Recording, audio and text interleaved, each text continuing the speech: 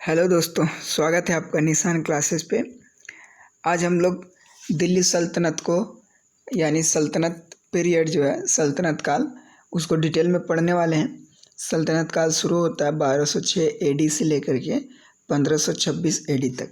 आइए देख लेते हैं 1206 एडी से पहले सल्तनत पीरियड का शुरुआत कैसे होता है। ठीक है, सबसे प्रथम यानी कि प्रथम मुस्लिम आक्रमण जो है 712 एडी में मोहम्मद बिन कासिम के द्वारा होता है। ओके, 712 एडी में कहाँ होता है? सिंध पे होता है।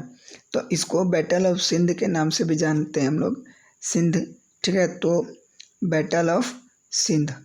Okay, battle of SINDH, battle of Sindh Mohammad bin Qasim और राजा दाहिर के मध्य होता है ये बैटल। ओके, राजा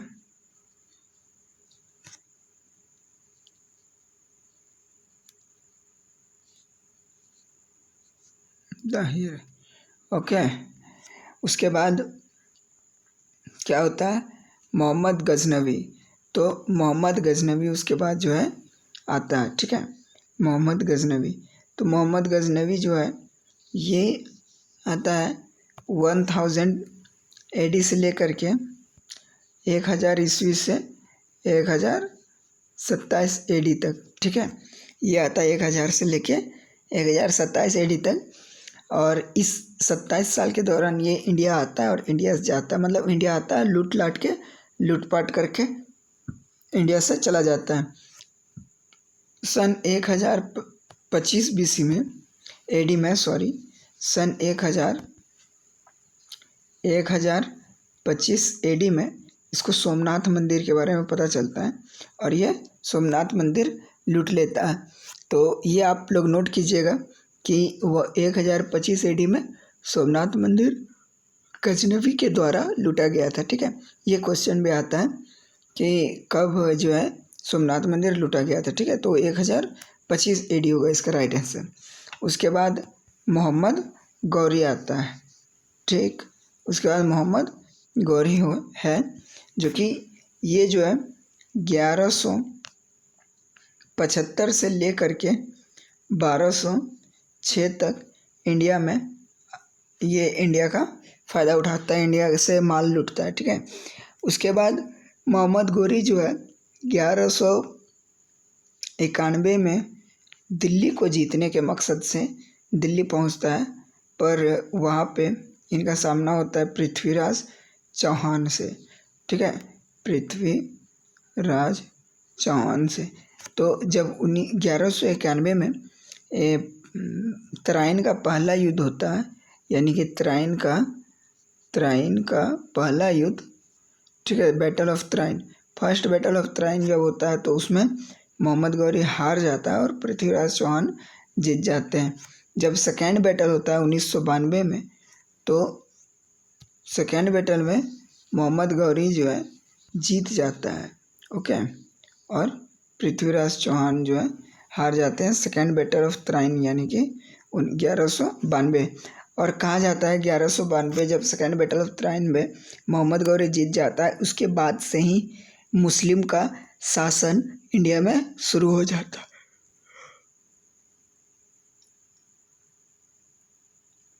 1192 ईस्वी से शुरू हो जाता मोहम्मद गौरी के समय से। ठीक है, चलिए अब जब मोहम्मद गौरी जीतता है उसके बाद इंडिया में वंशों का शुरुआत यहीं से होना शुरू हो जाता है। सबसे पहला जो वंश होता है वो गुलाम वंश, उसके बाद खिलजी वंश। ठीक है, यहाँ पे प्रिंटिंग मिस्टेक है, टाइपिंग मिस्टेक की वजह से खिलजी जो हिंदी से था वो नहीं आ पाया। ठीक है, तो सबसे पहला वंश है गुलाम, उसके बाद खिलजी। आप लोग कमेंट कीजिएगा, इसका शॉर्ट ट्रिक भी मैं लेकर के आऊँगा। ठीक है, उसके बाद खिलजी, फिर तुगलक, सैयद और लोधी वंश। अंतिम शासक होता है लोधी वंश। ठीक है, दिल्ली सल्तनत में का अंतिम शासक लोधी वंश। और सबसे शुरू से स्टार्ट करता है कौन? गुलाम वंश से। ठीक है, तो चलिए आज हम लोग गुलाम वंश को यानी कि स्लेव डायनेस्टी को कंप्लीट करते हैं। ओके, कुतुबुद्दीन ऐबक। कुतुबुद्दीन ऐबक का समय काल है 1206 से लेकर के 1210 तक। 1206 में इन्होंने दिल्ली को संभालना शुरू कर दिया था। ठीक है, 1206 से दिल्ली के गद्दी पे कुतुबुद्दीन ऐबक जो है ये बैठ जाता है।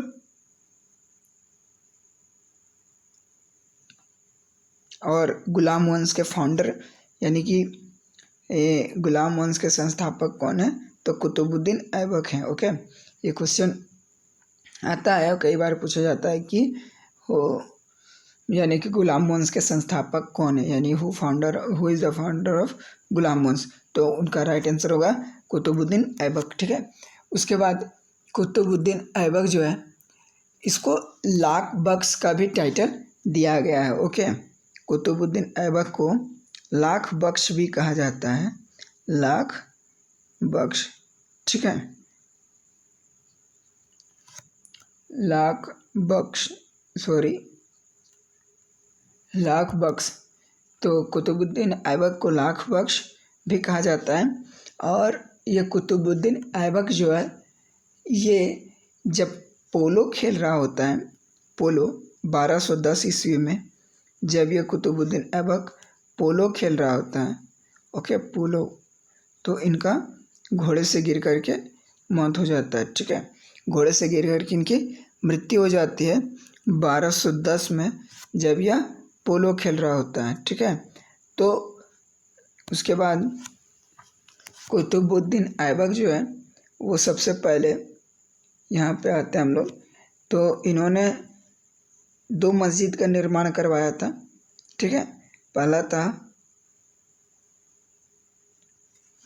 क्वात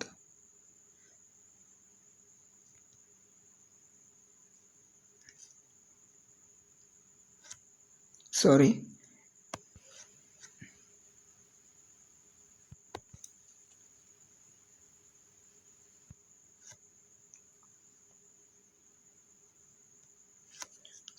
ठीक से नहीं लिखा आ रहा है यहाँ पे अभी।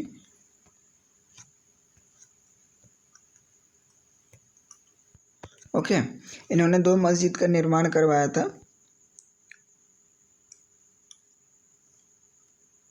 क्वात उल, ठीक है, क्वातुल इस्लाम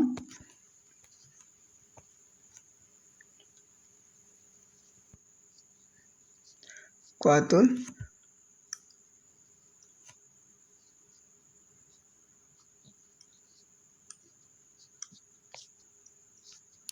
क्वातुल इस्लाम और दूसरा मस्जिद का नाम था अढ़ाई दिन का झुनपुरा। ठीक है, अढ़ाई दिन का झुनपुरा। तो दिल्ली पे ये दोनों मस्जिद हैं, अढ़ाई दिन का झुनपुरा। और दोस्तों इसी ने कुतुब मीनार का भी बनाने का कार्य शुरू करवाया था। ओके, अढ़ाई दिन का झुनपुरा। ठीक है, अढ़ाई दिन का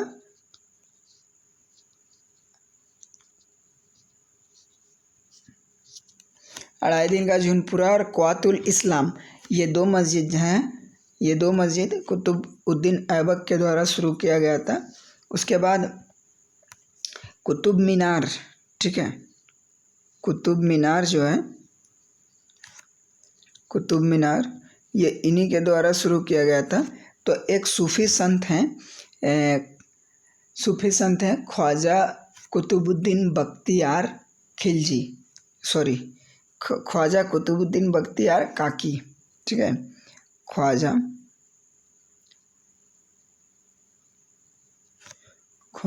कुतुबुद्दीन, ओके, ख्वाजा कुतुबुद्दीन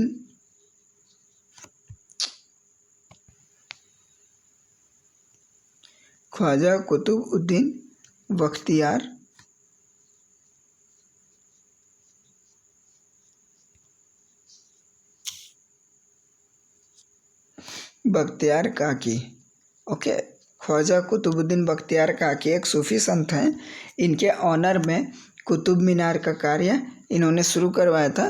पर अफसोस ये काम पूरा नहीं करवा पाए क्योंकि इनका डेथ हो जाता है, यानी ये मर जाते हैं 1210 ईस्वी में, जब ये चौगान या पोलो खेल रहे थे।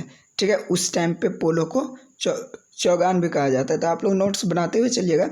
अब आइए नेक्स्ट में देखते हैं, जब उनका डेथ हो जाता है 1210 में, उसके बाद 1211 से लेकर के 1236 तक आता है कौन? शामसुद्दीन इल्तुतमिश। ये शामसुद्दीन इल्तुतमिश जो है ये कुतुबुद्दीन ऐबक का स्लेब होता है, यानी कि गुलाम होता है। ठीक है, ये कुतुबुद्दीन ऐबक का गुलाम होता है। कौन? शामसुद्दीन इल्तुतमिश कुतुबुद्दीन ऐबक का गुलाम होता है। ये क्या करता है, देखिए ये एक इम्पोर्टेंट चीज़ है, नोट कीजिएगा सब कोई, कि इसने जो है कैपिटल लाहौर से, यानी कि इसने जो है लाहौर से,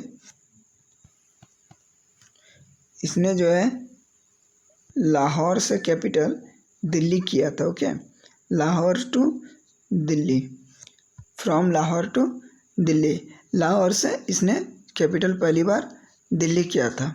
ये क्वेश्चन आता है कि किसने लाहौर से दिल्ली किया था, क्वेश्चन, या किसके समय काल में लाहौर से दिल्ली कैपिटल हुआ था। तो ये शामसुद्दीन इल्तुतमिश ने किया था। उसके बाद इन्होंने 2 सिक्के चलवाए थे। ठीक है, इन्होंने 2 सिक्के चलवाए। पहला था सिल्वर कॉइन। ओके, इन्होंने 2 सिक्के चलवाए। पहला था सिल्वर कॉइन,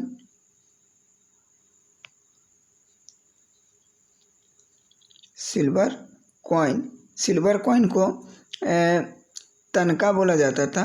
ओके, तनका, और सिल्वर कॉइन को तनका बोला जाता था। और एक कॉपर कॉइन, ठीक है, कॉपर कॉइन का भी इन्होंने ये चलवाया था, कॉपर कॉइन भी चलवाया था, जिसका नाम जित्तल था। तो ये क्वेश्चन आता ज़रूर है कि जित्तल और तनका जो है किस शासक ने शुरू करवाया था, या फिर सिल्वर और कॉपर के 2 कॉइन किस शासक ने शुरू करवाया था। ठीक है, तो शमसुद्दीन इल्तुतमिश ने, और सिल्वर कॉइन का नाम था तनका, और कॉपर कॉइन का नाम था जित्तल। ये आप लोग नोट कीजिएगा कॉपी में। ओके, इम्पोर्टेंट ये है। उसके बाद क्या होता है कि इन्होंने एकता प्रणाली, ठीक है, ये भी इम्पोर्टेंट चीज़ है।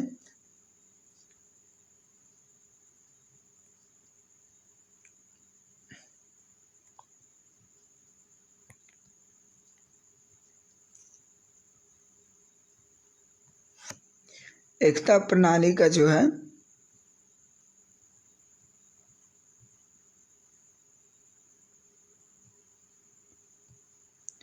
एकता प्रणाली इनके द्वारा ही लागू किया जाता है। ठीक है, ये एकता प्रणाली जो है ये प्रशासनिक सेवा था, एडमिनिस्ट्रेशन सिस्टम था। ओके, उसके बाद चालीसा या फिर चहलगानी, तो और एक चीज़ ये चलाते हैं चालीसा। ये चालीसा क्या था बच्चों? तो चालीसा जो था, चालीसा ये 40 गुलामों का दल हुआ करता था। ओके, चालीसा या चहलगानी, ठीक है।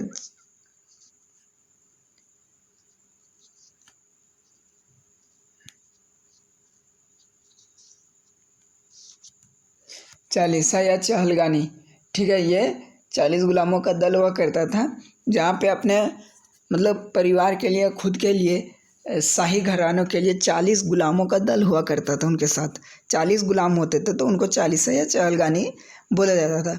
ओके, उसके बाद क्या है कि इनका फिर डेथ हो जाता है, यही सब करते धरते। इसके बाद इनका मृत्यु निकट आ जाता है 1236 में। ओके, 1236 में इनका डेथ हो जाता है। इनके बाद गद्दी पे रुकनुद्दीन आते हैं। ठीक है, रुकनुद्दीन आते हैं, लेकिन क्या है कि ये थोड़ा बेवकूफ़ शासक रहता है।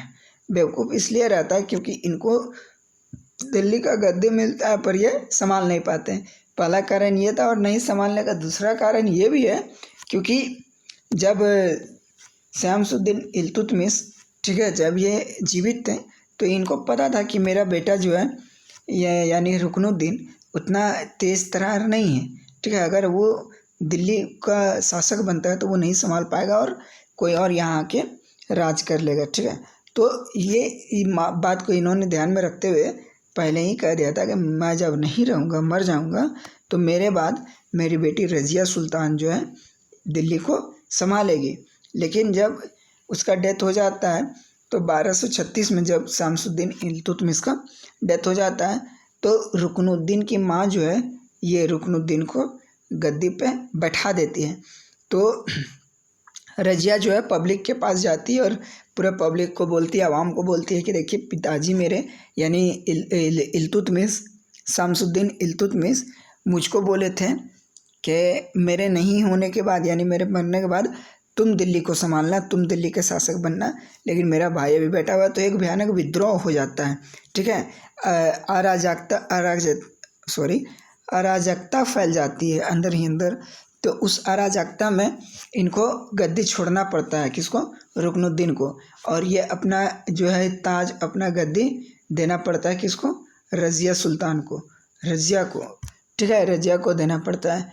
और ये जो है रुकनुद्दीन, तो ये इनके माँ के द्वारा इनको बैठाया गया था 1236 में।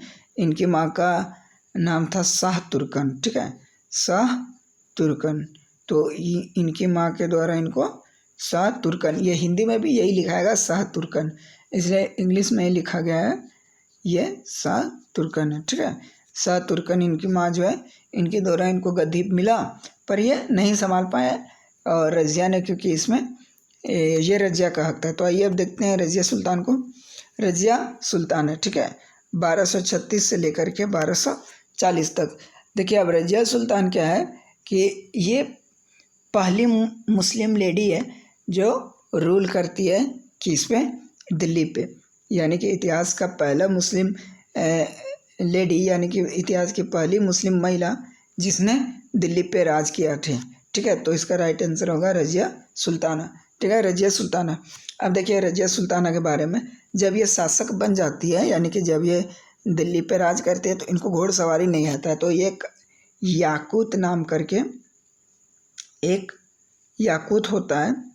ये याकूत जो है ये इनके यहाँ अस्तबल में रहता है, ठीक है। तो ये याकूत है रज़िया सुल्तान को घोड़सवारी सिखाता है। जब ये रज़िया सुल्तान को घोड़सवारी सिखाता है तो दोनों में कुछ चक्कर चलने लगता है, ठीक है, इसमें और इसमें, दोनों में, ठीक है।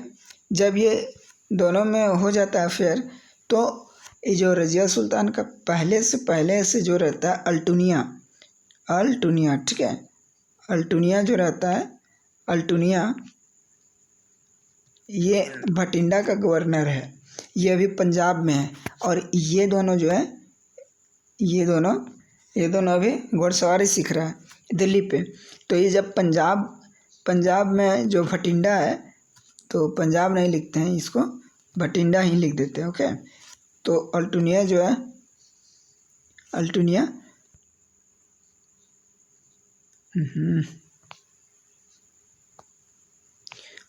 भटिंडा का गवर्नर है।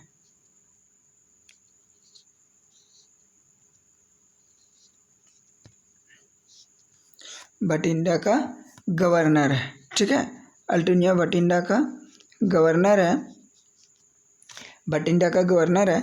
और जब इस अल्टुनिया को इन दोनों के बारे में पता चलता है, तो रज़िया सुल्तान को ये खत लिखता है कि हम तुम्हारे यहाँ पे दिल्ली पे आक्रमण करने वाले। तो इससे रज़िया जो है कि डर जाती है और रज़िया और याकूत जो है दोनों कोई अल्टुनिया से मिलने जाता है। कहाँ पे? भटिंडा, ठीक है, भटिंडा यानी पंजाब।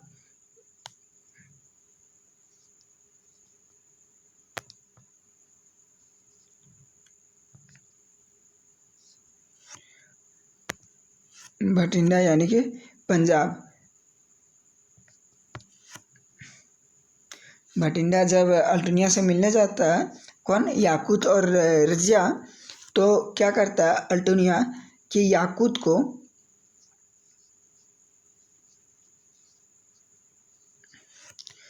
रज़िया प्लस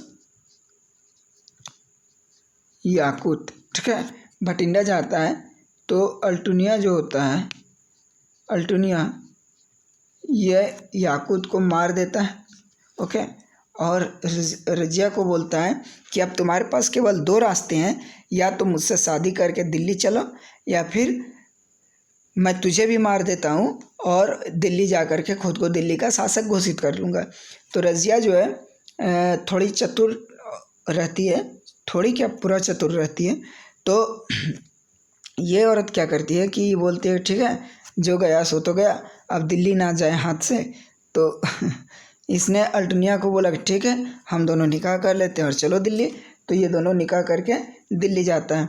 जब निकाह करके दिल्ली जाता है, उसके बाद बहुत मतलब साल बाद, यानी 4 साल बाद, सन 1240 में, ठीक है, 1240 में ये दोनों कुछ काम से हरियाणा गया हुआ था। कहाँ पे? हरियाणा में एक जगह है कैथल, ठीक है, कैथल। तो जब ये दोनों कैथल जाता है तो कैथल में ये दोनों घूम रहा होता है, अपना कुछ काम कर रहा होता है।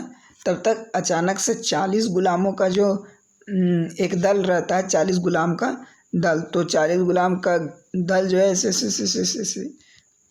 40 गुलाम है यहाँ पे, और यहाँ पे अल्टुनिया और यहाँ पे रज़िया, ठीक है। तो इन दोनों को घेर करके ये 40 गुलामों का दल इन दोनों को मार देता है। ओके, जब मार देता है और इन दोनों का यहीं पे कैथल पे ही सब काम क्रिया कर दिया जाता है, दफना दिया जाता है।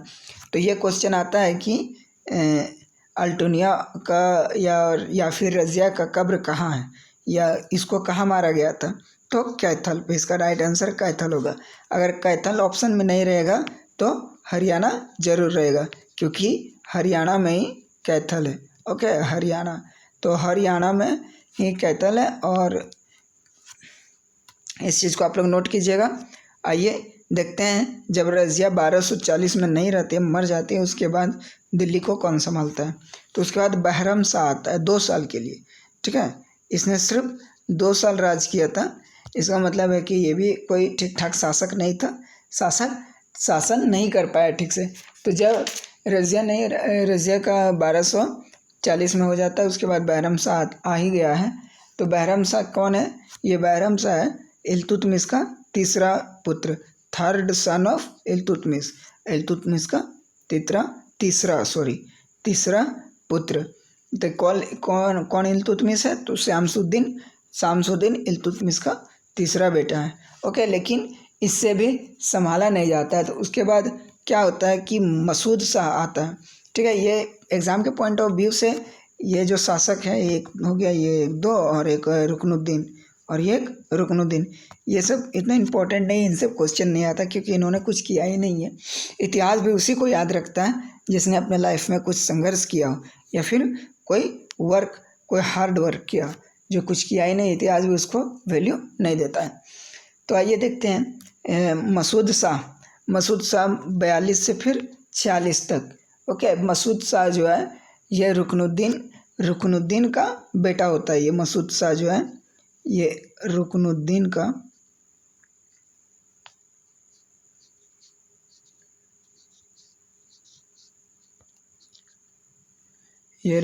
का बेटा है। कौन? मसूद शाह। अब देखिए, मसूद शाह को बलबन, कौन? घियासुद्दीन बलबन, घियासुद्दीन बलबन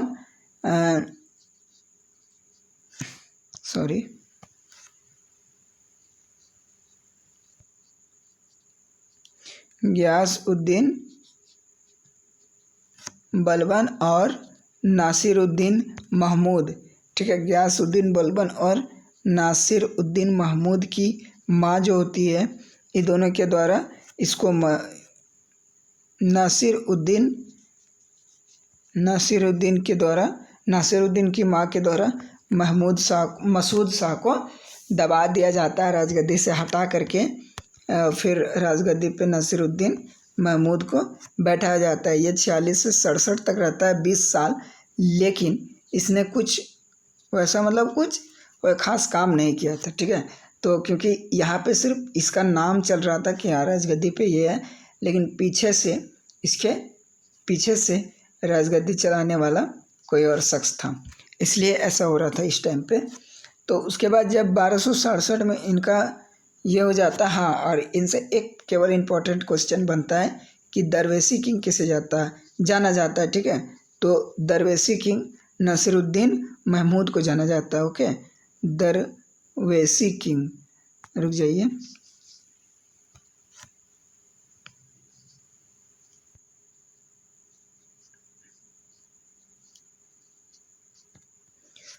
दरवेशी किंग यानी दरवेशी राजा जो है, दरवेशी राजा के नाम से किसे जाना जाता है, तो नासिरुद्दीन महमूद।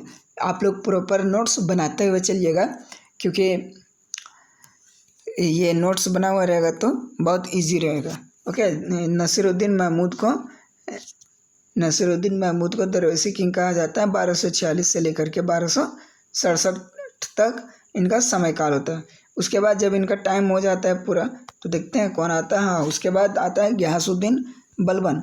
घियासुद्दीन बलबन 1267 से लेकर के 1287 तक। देखिए, घियासुद्दीन बलबन जो है, अब इन्होंने कुछ काम किया रहता है, ठीक है। इन्होंने कुछ काम किया है। सबसे पहले इन्होंने ये क्या किया है, सबसे पहले ये जो है चालीसा नाम का जो प्रथा चल रहा था, ठीक है, इसको तोड़ देता है ना। Broke the power of Chalisa, यानी कि पावर यानी ये नहीं शक्ति, पावर ऑफ चालीसा यानी 40 गुलामों की जो प्रथा चल रही थी कि हाँ मेरे आगे पीछे 40 गुलाम होंगे, तो उसको चालीसा कहते थे। तो ये चालीसा को सबसे पहले ख़त्म किया, पहला पॉइंट लिखिए। उसके बाद दूसरा पॉइंट क्या है, दूसरा पॉइंट ये है कि इसने जो है खुद का टाइटल रखा था जिले लाही, ठीक है, जिले लाही। तो आप लोग इसको लिखिएगा कि प्रथम पहली बार घियासुद्दीन बलबन ने जिले लाही का टाइटल रखा था, यानी कि उपाधि लिया था खुद के लिए। ओके, और अगर ये आप लोग हिंदी में नोट्स बना रहे हो, तो अगर हिंदी में बना रहे हो तो ये लिखो कि जिले लाही की उपाधि प्रथम, यानी कि जिले लाही की उपाधि पहली बार किसने लिया था। उसके बाद लिखिए घियासुद्दीन बलबन ने। आंसर होगा घियासुद्दीन बलबन। ये क्वेश्चन एक बार आ चुका है, शायद 2015 या 16 के शिफ्ट में आया हुआ है कि जिले लाही की उपाधि पहली बार किसने लिया है। लैंग्वेज थोड़ा अलग है, लेकिन क्वेश्चन सेम ही है, यही जिले लाही वाला था। तो क्योंकि पहली बार इसलिए कह रहे हैं, अकबर को भी जिले लाही बोला जाता है। जिले लाही का हिंदी होता है खुदा की परछाई, ठीक है। इलाही यानी ये हो गया जिले लाही, इलाही यानी परछाई, और जिले यानी कि अब जो भी है, या तो इसका मतलब खुदा है या तो इसका मतलब खुदा है, लेकिन पूरा जो शब्द है जिले लाही यानी कि खुदा का परछाई होता है। ओके, तो ये घियासुद्दीन बलबन ने जिले लाही का ये लिया था, क्या बोलते हैं, टाइटल। ओके, पहली बार। उसके बाद क्या करता है कि ये जो है दो इंट्रोड्यूस मतलब दो चीज़ चलाता है, एगो सजदा, ओके, सजदा और पैबोस। तो सजदा क्या होता है बता देते हैं, इसको हिंदी में लिख दें क्या, सजदा हिंदी में भी लिख देते हैं। ओके,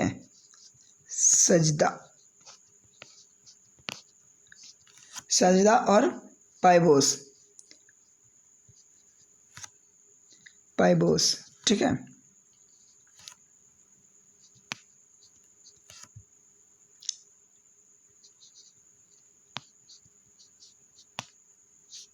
पैबोस, सजदा और पैबोस जो है इसी के द्वारा शुरू किया गया था, घियासुद्दीन बलबन के द्वारा। सजदा क्या होता है, सजदा होता है कि सर झुका करके जो सलाम करते हैं, हाथ उठा के जो सलाम वालेकुम सर झुकाने के बाद, वो सजदा कहलाता है।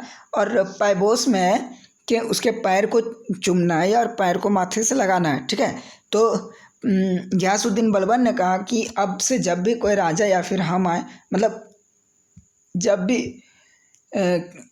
आपके सामने शासक आ जाए आपका, तो आपको सजदा करना और पैबोस करना है, ठीक है। पैबोस यानी पैर को अपने माथे से लगाना है और सजदा करना है, सलाम करना है, ठीक है। सजदा और पैबोस घियासुद्दीन बलबन ने ईजाद किया था, लाया था, ठीक है, इसका कंसेप्ट सजदा और पैबोस का। उसके बाद क्या है कि देखते देखते 1287 का टाइम आ जाता है, 1287 AD, और बलबन का भी आखिरी समय निकट आता है और बलबन चला जाता है, ठीक है। बलबन के जाने के बाद दिल्ली की गद्दी पे बैठता है कैकूबाद। ये जो है ये बलबन का पोता होता है, ठीक है, पोता यानी ग्रैंडसन, ये बलबन का ग्रैंडसन है। और कैकूबाद को फखरुद्दीन के द्वारा इसको दिल्ली का शासक बनाया जाता है, लेकिन ये केवल 3 साल के लिए होता है। और 3 साल क्यों इसलिए चल पाता है क्योंकि 3 साल जैसे 1290 होता है, यानी 3 साल ये कैकुबाद ठीक ठाक चल ही रहता है, यानी 87 से चलता है 88 तक और 89 तक और 90 तक। 90 में खिलजी फैमिली के जो एक बहुत ही रहता है जिसके अंदर में आग होती है शासन करने की और शासन चलाने का, वो कैकुबाद को मार देता है और खिलजी परिवार का ये होता है, खिलजी डायनेस्टी का शुरुआत होता है। तो चलिए यहाँ पे आपको ये गुलाम डायनेस्टी जो कि एंड हो चुका है। ओके, गुलाम डायनेस्टी अब ख़त्म हो चुका है, स्लेव डायनेस्टी ख़त्म हो चुका है। अब यहाँ से आप लोग को इतना तो हिंट मिल गया होगा कि अब खिलजी डायनेस्टी शुरू होने वाला है। तो आपके लिए एक क्वेश्चन है कि खिलजी जो है, खिलजी डायनेस्टी के खिलजी वंश, ओके, खिलजी वंश के संस्थापक कौन है?